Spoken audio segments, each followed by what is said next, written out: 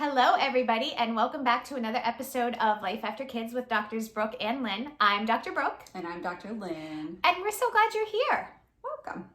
Tell them what we're talking about today. We're talking about getting older, being in midlife, as we do with every topic, but specifically where to pour your energy and your time in if you want to age really well. Yeah. And we were talking earlier, let's face it, when we look around, sadly, many of our parents and our grandparents, they're not aging well. Mm-hmm. They're unfortunately got a lot of functional restrictions, Sure. maybe taking lots of medications, and not enjoying their years, right? For sure. Yeah. I mean, not everybody, but overwhelmingly you see Not that. everyone. Even outside of family and friends, just as a general rule of thumb, I think with a population, and here's a bigger conversation to be had, that we're adding quantity of years, but there's no quality there. Yeah. So what's the point of living well into your 80s, 90s, even beyond, if you can't move or do anything or live your life? Is like what? Yeah. So what do we do right now? Because you are in control of your life. That's right. Yes, each of us is. And what do you do today? Where do you pour your time, your energy, your intention into? What are the foundations? What are the core issues that you need to spend your time on so that you can be there for your family, that you can live that life well into your years? Yeah, because, and we've talked about this before, but everything you do today is going to impact what your life looks like, what your health looks like 10, 20, 30 years down the road. Absolutely. The problem is there's so many different ways you could go that if we aren't intentional about honing in on where are these key specific areas that I need to focus on, you can sort of go under tailspin. Wouldn't you agree? I agree. There's so much coming at us, and we often get overwhelmed, and we don't take any action because we don't know where to start, because there's so much. So here's what we talk about and where we believe that you need to spend time pouring into, right? The first would be physical health. The first is physical health, vitality is what we like to call it. So we have 4 foundations in Life After Kids are thriving in midlife, and one of them is vitality, physical health. But this encompasses far more than just, once again, exercise, and there's so much to being vital. That includes how are you moving as you age, how do you function, how are your hormones, any aspect of physical health that's going to keep you vital and vibrant is important. Right, protecting your core, your spine, your, making sure that that's strong, because we've seen that that's really highly correlated with good outcomes in old age. Right. That's a piece of it. Your brain, digestive health. Function. I mean, all of these things fall under the category of vitality. Yeah, and I think it just comes down to, if you are exercising, because it's so much more, but let's just start with that piece, because that's low-hanging fruit, right? With physical health, with vitality. And if you are already doing something every day, congratulations. If you are not, hopefully this will help you to get started, because it's so easy to get started. All you need to do is just move for 15 to 20 minutes every day. Do something you like, walk. Yeah. But just make sure that you work up a sweat, right? Yep. Because we've talked about so that's the criteria. Every day, move your body to a sweat. Yep. Move your body. Yep. What Absolutely. else would you say about that one? Yeah, I think that's the key thing, is focusing first on moving your body.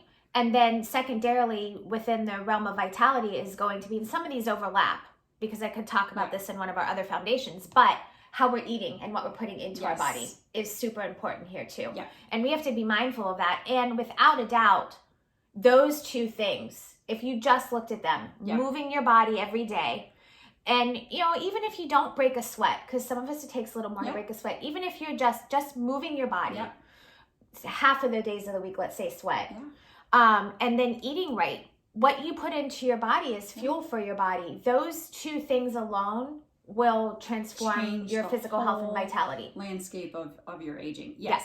And I would say to that, to keep it simple, to get it started is, because as humans, we have our treats, and it feels painful to remove, the fun stuff that we eat. So don't start there. Start with just adding some good things. So that's great. Don't think about taking away. Just add in some fruit, add in some more vegetables, add in some collagen protein.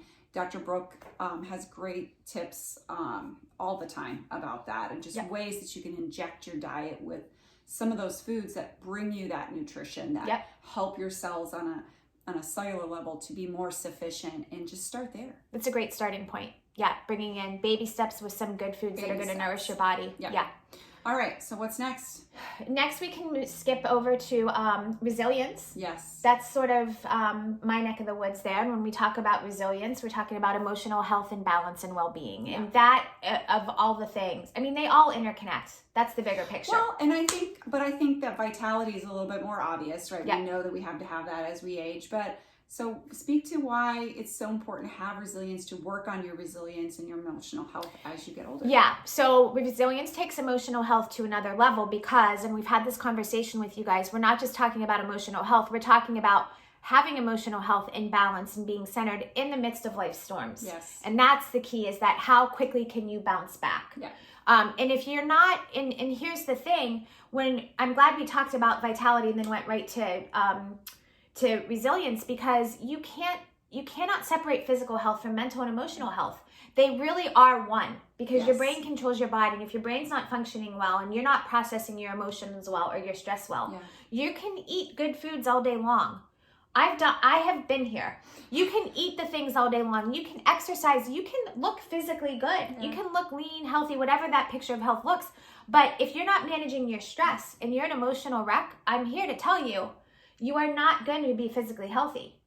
No, and I mean, I think that message that you just said is perfect, because when we talk about these foundations, keep in mind they're all interconnected. You can't have one without the other. And there's going to be times where maybe your emotional health is better than your physical health, or vice versa, or however that looks. But the point of it is that you recognize that each of them is a cornerstone for you to be able to age well. Yes, and they all overlap. Yeah, and so that's the thing. And on the flip side of that, you know, you can be working on stress management, doing breath work, and maybe you're talking with someone or whatever it is that you're doing, journaling, all the things. But if you're eating garbage and you're not moving your body, your brain is not going to function the way it is, the way it needs to. Yeah. So let's talk about your... Yeah, purpose. So this, again, maybe not as obvious. And there's people that get this, and then there's people that might think, well, you know, maybe you don't need that. The truth is, you do. And you have to have that, especially because we all know those stories of people who retire and sadly they pass, you know, and it's sort of like that identity shifts. And we talk about this so much with our kids moving on and moving away. For those of you that have kids and before the grandkids come, family is wonderful as a purpose, but it's so important. I think one of the reasons why we're put here on earth is to uncover those talents and those gifts that we have and learn the best way to be able to use them. And contribution, giving to the world, using those talents to provide, you know, to meet a need in the world is, I think, just so vital. Absolutely. And you touched on something there with, you know, your family is your purpose, but if your sole purpose and focus is just family, which I'm not downplaying family, it's so important, but your kids grow up and move on, and maybe you'll say, well, but there's going to be grandkids. Okay, but you can set yourself up for unhealthy boundaries where your kids might go, like, I have my own family now too. So my point to this is, it's very important at this stage to find a purpose for yourself minus the family. Yeah. Not to mention what an example that sets for your kids, to see you giving that time to yourself and, you know, growing yourself. And I think kids learn so much more by example than they do, right? And here again, where the intersection is, and I think this is the main message of this conversation here, is that if you are really focused on understanding yourself and finding your purpose and finding your way, or maybe you've already found like what it is that lights you up and you're on that path, you are not going to do it as well as you could if you are not physically healthy and you're not building resilience and emotional balance for yourself. Yeah. It's just, you're not going to be able to, whether it's a career or you're volunteering or you're serving, you're not going to show up as your best self if you're not healthy here and you're not healthy on the inside. Yeah. Wouldn't you agree? I mean, they all tie in. And if the bigger conversation we're having here is, how do we thrive in midlife? How do we live with no regrets? How do we show up daily as our best selves? You can't pick these apart. just like we talk about our health is a big picture. It's not just each individual Yep. part of the body. Thriving in midlife is all of these put together. It's all of it coming together. And it's not a destination because it's never perfect. So No. again, they will never be Drive yourself perfectly nuts. in balance, but the journey is to make sure that we're giving some attention to each of those corners. Absolutely. And that's what feeds us. And again, all of those things are human needs, you know, and physical needs. 100%. And we've recently talked on the flip side of that. I mentioned like you need to be physically healthy and emotionally healthy to live out your purpose. I've seen this in my own life with my emotional health. When I'm not in my lane and I'm not contributing and feeling purpose and meaning, I can do all the things, all my stress management tools, my eating well, all the things that I do to be emotionally balanced, and I'm not, because I'm lacking that piece of purpose. That's why we say they all connect. They do. And that was my personal experience as well. I thought I was even giving time to that, and it turns out there's so much to learn about yourself, and we have the tools to help you get on that road, because that can sometimes feel daunting and overwhelming to people. But that is what we do. Or a piece of what we do, I should say. But that's so true. When it's signs and when there's things not going well in your life, we have a tendency to not look under the surface as to how it could be connected back. So I would just challenge you, if things aren't perfect, connect it back to, okay, well, what's happening in my physical life? Yeah. What is going on in my emotional life? Am I in my purpose, in my genius zone? And those are often where you'll find your answers. Yeah. And last one, just to wrap let's up, round it out. is beauty would be the fourth piece of that. And we talk about outer and inner beauty, right? Beauty, finding beauty in the world. But equally important, if not more, is feeling beautiful in your own skin. And that's loving yourself on the inside, but also paying attention to your physical appearance. Absolutely. Because when you look better, you feel better. You do better.